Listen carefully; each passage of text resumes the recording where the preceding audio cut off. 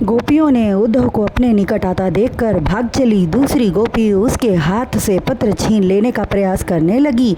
इस तरह वह पत्र छोटे छोटे टुकड़ों में फटकर हर एक गोपी के हाथ में पहुंच गया और वे उन टुकड़ों को इस तरह चूमने लगी जैसे श्याम सुंदर के कोमल कपोल हों। उनकी यह दशा देखकर उद्धव जी अपने मन में विचार करने लगे कि ये गोपियाँ पागल हैं। भला पत्र के टुकड़े करने से क्या लाभ हुआ? श्री कृष्ण जी द्वारा लिखे संदेशे को भी नहीं पढ़ पाई। मैं भी अब क्या करूं? यदि ये बावरी मुझसे कहती तो मैं ही पढ़कर सुना देता। उनकी मूर्खता पर वे पछताने लगी।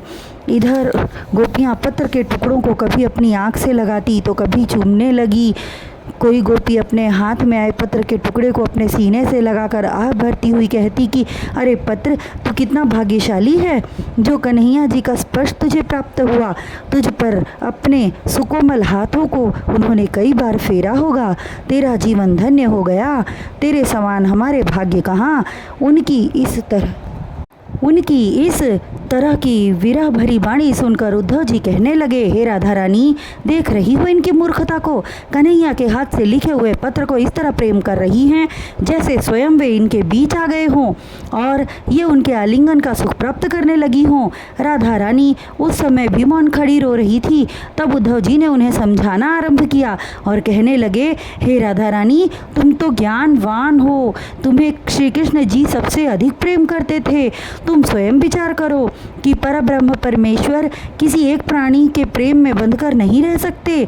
इसलिए मैं कहता हूँ कि तुम सब निर्गुण ब्रह्म की उपासना करो, इसी में तुम्हारा कल्याण है। अन्यथा आठों प्रहर इसी तरह उनके विरह में रोती बिलखती रहोगी, किंतु श्री कृष्ण के दर्शन नहीं हो सकेंगे, जिनका दर्शन पाने के लिए बड़े बड़े योगी जन ऋषि मुनि रात दिन तपस्या करते हैं, वर्षों निराहार रहकर उनके चरणों का ध्यान करते हैं।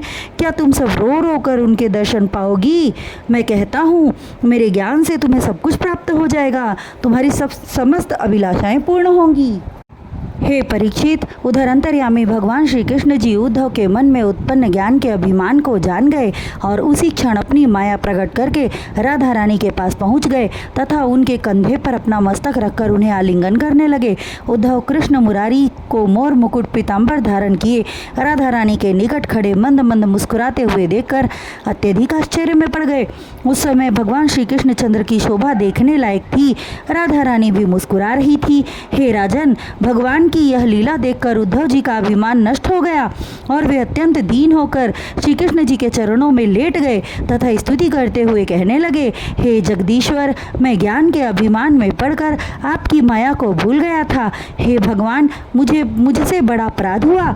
आप समस्त जगत के सृजनहार हैं। सर्वत्र आपकी माया फैली हुई है और कण कण में आप विद्यमान हैं। उद्धव द्वारा इस प्रकार स्तुति करने पर श्री कृष्ण जी प्रसन्न होकर बोले, हे उद्धव, अहंकार एक ऐसा रोग है जो प्राणी का सर्वस्व छीन लेती है और जो मेरा प्रिय होता है उसके अहंकार को मैं छीन लेता हूँ, अर्थात उसके अहंकार को नष्ट कर सही मार्ग देता हूँ। तुम मुझे अत्यधिक प्रिय हो। तुम्हें गोपियों को ज्ञान का उपदेश देने के लिए मैंने इसीलिए भेजा कि तुम्हारे मन में बसे अभिमान का नाश हो जाए। हे उद्धव, मेरा सगुण अवतार है। जो प्राणी मेरे इस सगुण स्वरूप का चिंतन करेगा वह भय मुक्त होकर परम पद को प्राप्त होगा। यह कहकर श्री कृष्ण जी क्षण मात्र में अंतर्ध्यान हो गए। उस स्थान पर अकेली राधा जी खड़ी रह गई। उस समय भी उद्धव उनके चरणों में अपना मस्तक रखे हुए थे। तब राधा रानी कहने लगी, हे उद्धव जी, आप परम ज्ञानी हैं। इस तरह मेरे चरणों में आपको पड़े हुए देखकर लोग क्या कहेंगे? हे परीक्षित, राधा के कहने पर उद्धव जी ने अपना सिर ऊपर उठाया। वहाँ नटवर नागर न थे। तब वे अत्यंत लज्जित हुए। उनकी यह दशा देखकर राधा जी मुस्कुराने लगी। उनके ज्ञान योग का गर्व नष्ट हो गया। तत्पश्चात वे कहने लगे, हे देवियों, मैं तुम्हारे दर्शन पाकर धन्य हो गया। तुम सब सत्य कहती हो। श्री कृष्ण चंद्र के चरण कमलों से प्रीति करना ही परमेश्वर की सच्ची भक्ति है। धन्य भाग्य हैं जो आठों प्रहर उनके ध्यान में डूबी रहती हो। इस प्रकार कहकर उद्धव भी उन्हीं के रंग में डूबकर प्रेम मग्न होते हुए ब्रज भूमि पर लौटकर वहाँ की रज मिट्टी को अपने तन में लपेटने लगे। तत्पश्चात लीला बिहारी की लीलाओं की चर्चा करते हुए उद्धव जी उन स्थानों पर गए जहाँ लीला बिहारी श्री कृष्ण जी गोपियों के संग रास रचाया करते थे। और हे राजा परीक्षित, गोपियों के संग वे यह भी भूल गए कि उन्हें वापस जाकर यशोदा, रोहिणी, नंद बाबा, गोप ग्वाल तथा गोपियों का समाचार नटवर नागर को सुनाना है। वे हर घड़ी इसी विचार में डूबे रहते कि इन गंवार गोपियों ने न तो वेद पढ़ा, न कोई यज्ञ योग किया, न तपस्या की, फिर भी भगवान का अगाध प्रेम इन्हें प्राप्त हुआ, जो सिद्ध मुनि, योगी, ब्रह्मा, शिवजी आदि महाप्रलय तक ध्यान करके भी नहीं प्राप्त कर पाते। इस तरह गोपियों के बीच उन्हें बहुत दिन व्यतीत हो गए।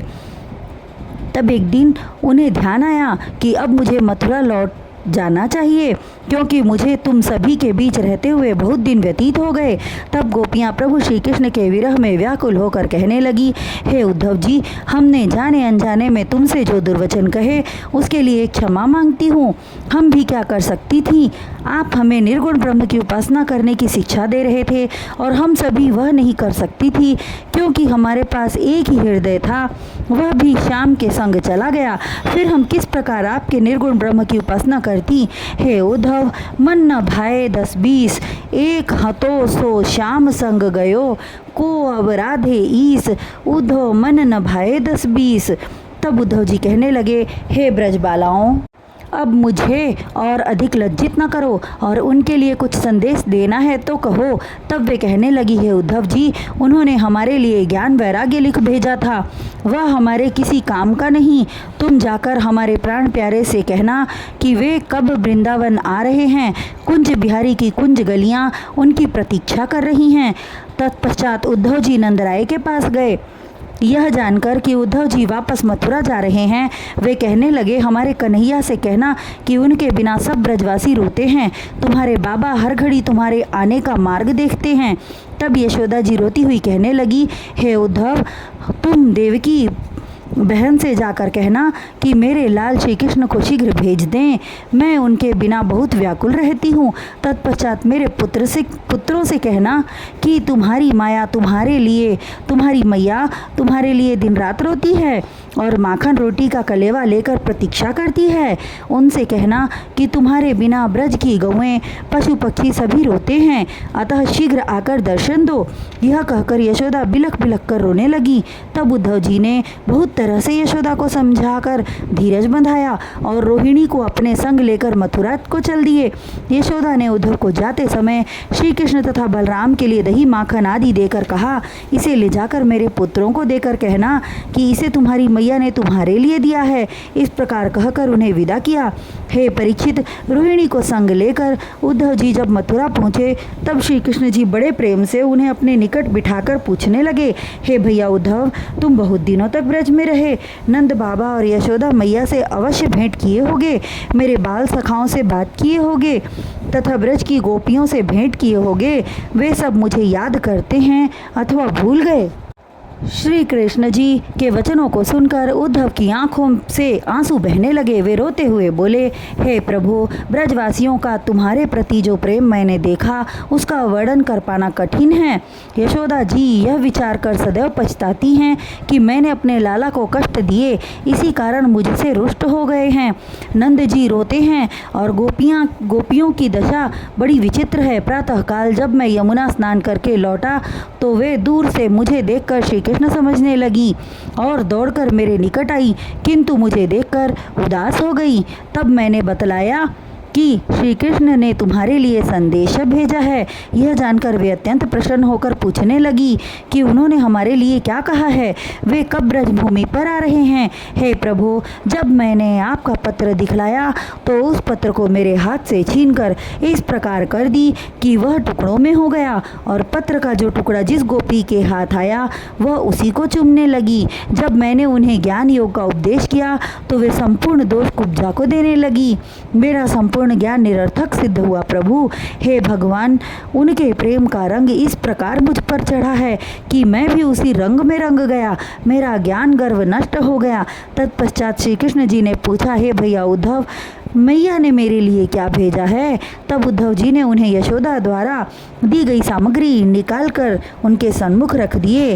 हे राजन, दूध, दही, माखन आदि देखकर त्रिलोकपति अत्यंत प्रसन्न हुए और प्रेम पूर्वक दोनों भाई कृष्ण बलराम खाने लगे।